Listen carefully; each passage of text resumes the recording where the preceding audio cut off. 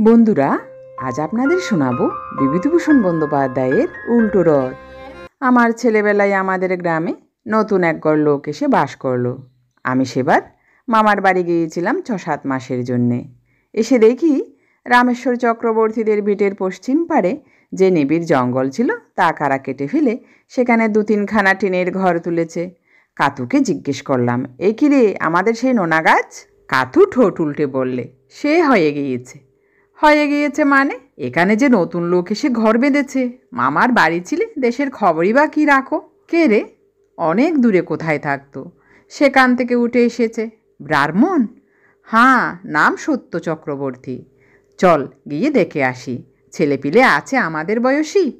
2জন আছে, ভাব হয়ে গিয়েছে আমাদের সঙ্গে, নিন্তু আর পটল। ভারী ফর্সা দেখতে, আর হিন্দি মিন্দি বলে। আমি মজা দেখতে নতুন বাড়ির উঠোনে ঢুকলাম। আমার বড় দুঃখ হচ্ছিল। অমন নোনা গাছটা, যাতে নোনা পেকে গাছ আলো করত, যা একটা খেলে প্রাণ ঠান্ডা হয়ে যেত, সেই অমন নোনা গাছটা এরা কেটে ফেলে কি কাণ্ড করেছে দেখো দেখিনি। বাড়িতে ঢুকতেই দেখি খুব ফর্সা একটা দাড়িওয়ালা লোক পশ্চিম দিকের ঘরের দাওয়ায় বসে তামাক খাচ্ছেন। কাতু বললে, দাঁড়া, ওই সত্য চক্রবর্তী। বড্ড রাগী লোক, বকবে। বকে, বাড়ি ঢুকতে দেয় না। সাহস করে আর একটু এগিয়ে যেতেই সত্য চক্রবর্তী আমাকে দেখতে পেয়ে বললে, কে? আমি সাহস সঞ্চয় করে বললাম, আমিটাকে? আমার নাম তোতন, এই গাঁয়ে বাড়ি। ব্রাহ্মণ? হ্যাঁ। বাপের নাম কি? শ্রী অনাদিনাথ মুখোপাধ্যায়। ও, অনাদি দাদার ছেলে তুমি? কবে এলে? এখানে তো তোমরা ছিলে না। কাল এসেছি। বেশ, এখন যাও। বাড়িতে ছেলেরা কেউ নেই, সব পাঠশালায় গিয়েছে পড়তে। তোমরা পড়াশুনো করো না বুঝি? এ গায়ে ছেলেরা সব খেলেই বেড়ায়। আমার রাগ হলো। আমি পড়ি নে, উনি কি করে জানলেন? যাক বাবা, যাব না ওদের বাড়ি। ওদের বাড়ি না গেলে কি ভাত হজম হবে না? এইভাবে প্রথম সত্য চক্রবর্তীদের সঙ্গে আলাপ হলো। সত্য চক্রবর্তীর 2 ছেলে, নিন্তু আর পটলের সঙ্গে কি ভাবি হয়ে গেল আমাদের। বেশ ছেলে ওরা, দেখতেও যেমন, লেখাপড়াতেও তেমনি। আমরা একসঙ্গেই পাঠশালায় আর স্কুলে পড়তাম। ওদের বাড়িতে সর্বদা যাতায়াত করি। কিন্তু সুখ ছিল না ওদের বাবা সত্য চক্রবর্তীর জন্য। কি মারি ছেলেদের দিত লোকটা। সারা বাল্যকাল নিন্তুদা আর পটলের প্রাণে সুখ ছিল না, মনে সুখ ছিল না। কি করা শাসনের উপরই সর্বদা রাখত বাবা ওদের। পান থেকে চুন কষেছি কি দুর্দার মার। সেবার আমি, নিন্তু আর পটল খেলা করছি। এমন সময় কি নিয়ে নিন্তুদার সঙ্গে পটলের ঝগড়া বাঁধল। নিন্তুদা বললে, তুই আমার বড় পেন্সিলটা নিলি তখন ফেরত দে। পটল বললে, তুমি আমার খাতা ছিঁড়েছ দাদা, পেন্সিল দেব না। আলবৎ দিবি। কখনো দেব না। এই নে বাঁদর কোথাকার, বলেই নিন্তু বসিয়ে দিলে 2 চর। তুমিও এই নাও বলে পটলও কষিয়ে দিলে আর 2 চর। এমন সময়ে ওদের বাবা সত্য চক্রবর্তী অগ্নিমূর্তিতে ঘরে ঢুকে বললেন, কি হচ্ছে? এই রকম করে পড়া হচ্ছে বুঝি? শুম্ভ নিশুম্ভর যুদ্ধ বাঁধিয়েছ দেখছি। বলেই 2জনকে সে কি দূর দাঁড়িয়ে মার। গরুকেও মানুষ অমন মার মারে না। নিন্তুদা তো মার খেয়ে উঠোনে এসে ছিটকে পড়ল। পটল কোণে গিয়ে জড়সড় হয়ে দাঁড়ালো কাঁপতে কাঁপতে। আমি সরে পড়লাম বেগতিক বুঝে। এই রকম দেখে আসছি সারা বাল্যকাল। নিন্তুদা আর পটল বাপের ভয়ে জুজু, কোনো জায়গায় ইচ্ছা মতো খেলতে যাওয়ার জো নেই। নিন্তুদার বিয়ে হলো অপেক্ষাকৃত অল্প বয়সে। ওদের সকলের ছোট ভাই পিন্টুর বয়স এই সময় বছর 4। আমি আইয়ে পড়ি কলকাতায়। বিয়ের চিঠি পেয়ে বাড়ি এলাম। নিন্তুদার বিয়ে, আমোদ আহ্লাদ করা যাবে। নিন্তুদা ডাক্তারি পড়ে, ভালো ছেলে কলেজের। পটল গিয়ে ওর বাবাকে বললে, বাবা, দাদা বলছে পকেট গড়ি নেবে না। সত্য চক্রবর্তী বিস্ময়ের স্বরে বললেন, কি? বলছে পকেট গড়ি নেবে না। আজকাল রিস্ট ওয়াচের রেওয়াজ হয়েছে, পকেট গড়ি কেউ পরে না, তাই বলছিল। পরে না? কোথায় গেল সে হারামজাদা? ডাকো এদিকে। নিন্তু তো সংকুচিতভাবে সামনে এসে দাঁড়ালো, মুখ চুন হয়ে গিয়েছে ভয়ে। সত্য চক্রবর্তী বললেন, তুমি পকেট গড়ি নেবে না? বড্ড তালেবার হয়েছ বুঝি? বাপের কথার উপর কথা, বজ্জাত পাজি, জুতিয়ে মুখ ছিঁড়ে দেব জানো।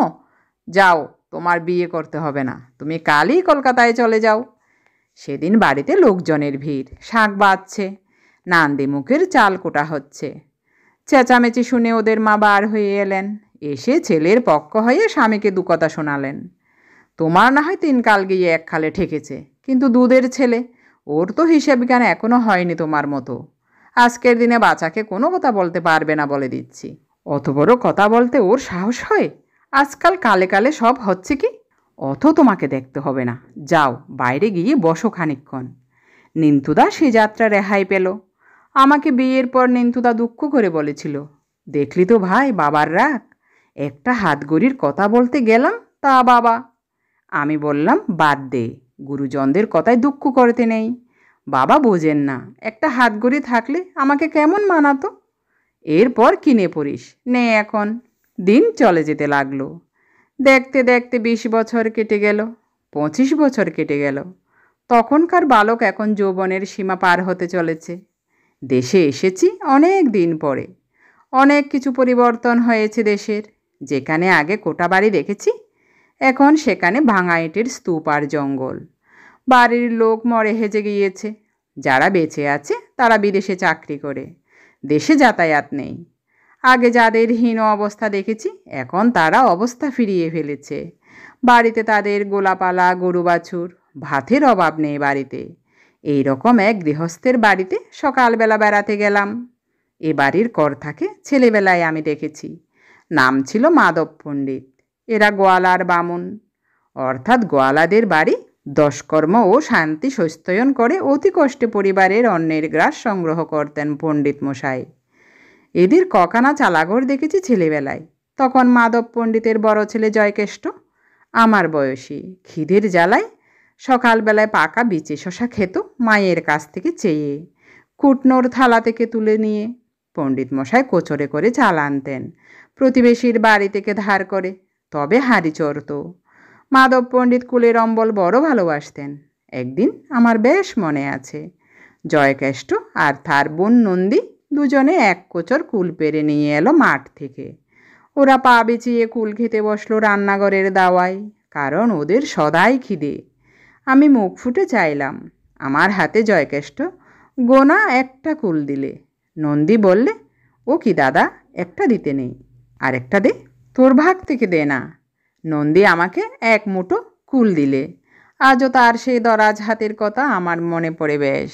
এমন সময়ে মাধব পণ্ডিত কোথা থেকে এসে ছেলে মেয়েদের কোচরে কুল দেখে বলে উঠলেন, বেশ বেশ, কুল কোথায় পেলি? আর খাস নে, রেখে দে, কুলের অম্বল হবে। জয়কেষ্ট বললে, না বাবা, আমরা খাবো। নন্দী বললে, চুপ কর দাদা, বাবা কুলের অম্বল ভালোবাসে, তুমি জানো না? না বাবা, আমরা আর কুল খাবো না, মাকে দিয়ে আসছি অম্বল করতে, কিন্তু গুড় নেই, বলো অম্বল হবে কি দিয়ে? মাধব পণ্ডিত মুখ ছুন করে বললেন, ও গুড় নেই, তবে আর কি হবে? আমি তখনই উঠলাম। আমাদের বাড়ি অনেক গুড় পাটালি আছে, কারণ আমাদের 19টা খেজুর গাছ কাটা হয় প্রতি বছর। মাকে গিয়ে বলতেই মা খানিকটা পাটালি দিলেন। আমি নন্দীদের বাড়ি এসে সেই পাটালি নন্দীর মার হাতে দিয়ে বললাম, পণ্ডিত কাকাকে কুলের অম্বল করে দিও কাকিমা। আর আজ তাদের পরিবর্তন দেখে অবাক হতে হবে। জয়কেষ্ট পাটের ব্যবসা করে অবস্থা ফিরিয়ে ফেলেছে। একতলা কোটা বাড়ি, টিউব কল, সান বাঁধানো উঠান, গোয়ালে 8-10টা ভালো ভালো গায়ে গরু, ধানের গোলা। আমি দেখে অবাক। জয়কেষ্ট এখন ইউনিয়ন বোর্ডের প্রেসিডেন্ট, চিনি কাপড় দেওয়ার কমিটির সেক্রেটারি, শিক্ষা কর আদায় করবার কর্তা। লোকে মানে, চেনে, ভয় করে। না করলে উপায় নেই। তোমার শিক্ষা কর বাড়লো, চিনির বরাদ্দ কমলো, কাপড় 2-3 চালান পাওয়া গেল না। জয়কেষ্টকে এখন গ্রামের লোক বলে বড়বাবু। মাধব পণ্ডিত অনেক দিন মারা গিয়েছেন শুনলাম। সংসারের সুখভোগ তার অদৃষ্টে ছিল না, কিন্তু সকলের চেয়ে পরিবর্তন হয়েছে নিন্তুদাদের বাড়িতে। জয়কেষ্ট চা খাওয়াতে খাওয়াতে আমাকে সব বললে। নিন্তুদা এখানে থাকে না, শহরে কোথায় চাকরি করে, ছেলে মেয়ে নিয়ে সেখানেই থাকে। পটল এখন রেলে কাজ করে, স্ত্রী পুত্র নিয়ে লালমনিরহাটে রেলের বাসায়। বাড়িতে আছেন শুধু সত্য চক্রবর্তী আর ছোট ছেলে পিন্টু। এখন অবশ্যই তার বয়স 30 বছরের উপর। আমি বললাম, পিন্টু চাকরি করে না? চাকরি করবে কি, ওর মাথা খারাপ হয়ে গিয়েছে, বাড়িতে থাকে আর পাগলামি করে। সত্য চক্রবর্তী কিছু বলেন না? সত্য চক্রবর্তী আর সে সত্য চক্রবর্তী নেই, এখন তিনি ছেলের বয়ে জুজু, তাকে পর্যন্ত এক একদিন মারতে যায়। আমি অবাক হয়ে বললাম, সে কি, সত্য কাকাকে? হ্যাঁ, জিনিসপত্র ফেলে ভেঙে চুরমার করে, চাল ডাল ঘরে চাবি দিয়ে রেখে দেয়। ওই দেখো না আমার বাড়িতে, ওই কালই বস্তাবন্দি করে রেখে গিয়েছেন। ওর ঘরে রাখলে পিন্টু বিক্রি করে ফেলবে, নয়তো নষ্ট করে ফেলবে। কেউ কিছু বলে না? কে বলবে? পাগলকে কে রাগাতে যাবে? গিয়ে দেখো সেখানে, তাহলেই বুঝতে পারবে। কিছুক্ষণ পরে গেলাম সত্য চক্রবর্তী মশাইয়ের বাড়ি। তিনি দেখি চুপচাপ বসে তামাক টানছেন। কুশল প্রশ্ন জিজ্ঞেস করার পরে চারিদিকে সন্ত্রস্তভাবে তাকিয়ে দেখে বললেন, আর বাবা আমার থাকা না থাকা, আমার যে কি কষ্ট বাবা। পিন্টু আমাকে কোনো জিনিস খেতে দেয় না। চাল ডাল দেখো ওই ঘরে চাবি দিয়ে রেখেছে, আমার কোনো জিনিসে হাত দেবার জো নেই। আর হঠাৎ সত্য কাকা চুপ করে গেলেন। সঙ্গে সঙ্গে পিন্টু কোথা থেকে এসে বলে উঠল, কি বলা হচ্ছে আমার নামে? কি বলা হচ্ছে বুড়োর? আমি খেতে দিই নে? আমি চাল ডাল চাবি দিয়ে রাখি? রাখি তো, নইলে তুমি বিক্রি করে মেরে দাও। তোমাকে আর আমি জানি নে, বুড়ো ঘুঘু। আমি বলে উঠলাম, ছি ছি, এসব কি হচ্ছে পিন্টু? উনি তোমার বাবা না? বাবাকে ওইসব বলতে তোমার মুখে বাঁধে না? ও বললে, উনি বাবা তাই কি? আমি ওসব মানি নে, আমার যা খুশি তাই করব। তা বলে ওকে তুমি খেতে দেবে না? ঘরে চাবি দিয়ে রাখবে? পিন্টুর বাবা বললেন, আর বাবা আমাকে। পিন্টুর ধমক খেয়ে কথা শেষ করতে পারলেন না। পিন্টু হেঁকে বলে উঠল, চুপ। আমি বললাম, ও কি পিন্টু? কিছু না, উনি বাজে কথা বলছেন। আর তুমি ভালো কথা বলছো? বাবাকে এসব কথা বলতে হয়? কোথায় শিখলে? ওকে ধমক দিয়ে তখনকার মতো চুপ করিয়ে দিলাম বটে, কিন্তু বুঝলাম এই রোগের ওষুধ এত সহজে হবে না। বৃদ্ধ সত্য চক্রবর্তীর জন্যে দুঃখ হলো। সে দুর্দণ্ড প্রতাপ সত্য চক্রবর্তী, যার ভয়ে ছেলেরা জুজু হয়ে থাকতো। তারপর যে কদিন দেশে ছিলাম, বৃদ্ধের কাছে গিয়ে বসতাম। কি অদ্ভুত পরিবর্তন তার, দেখে অবাক হয়ে যেতাম। এদিক ওদিক চেয়ে ফিসফিস করে কথা বলেন, ভয়ে সর্বদা সন্ত্রস্ত। ছেলের বিরুদ্ধে কোনো অভিযোগ পর্যন্ত করতে ভরসা পান না। আমি তাকে বললাম, নিন্তুদা কোথায় থাকে? সেখানে গিয়ে থাকেন না কেন? কিংবা পটলের কাছে লালমনির হাটে? বৃদ্ধ দীর্ঘ নিঃশ্বাস ফেলে বললেন, সেই সব জায়গায় মন টেকে না বাবা। নিন্তুর বাসায় জায়গা কম, লোকজন ভিড়।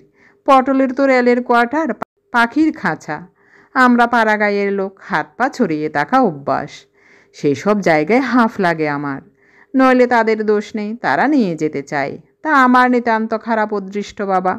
আমি কি ছিলাম, আজ কি হয়েছি তাই দেখো।